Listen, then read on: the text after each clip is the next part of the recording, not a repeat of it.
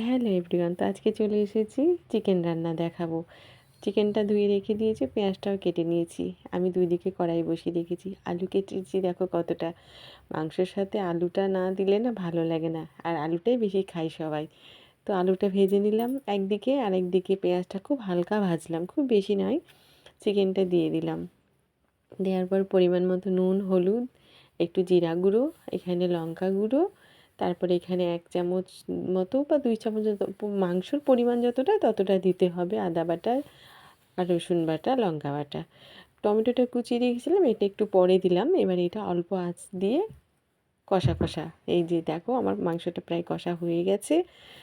তো এটা খুব বেশি কষা হবে না, একটু ঝোল হবে আজকে। তো আমি অলরেডি জলটা একটু গরম বসিয়ে রেখেছিলাম, আলু ভেজেছিলাম সেই কড়াইতেই। তো জলটা দিয়ে দিলাম। তো আমার চিকেন রান্না দেখো হয়ে গেল রেডি। আমরা এখন খাবার পাতে চলে এসেছি। তো চলো আমরা লাঞ্চ করে নিই, তোমরাও লাঞ্চ করে নাও। দেখো কেমন হয়েছে চিকেনের কালারটা।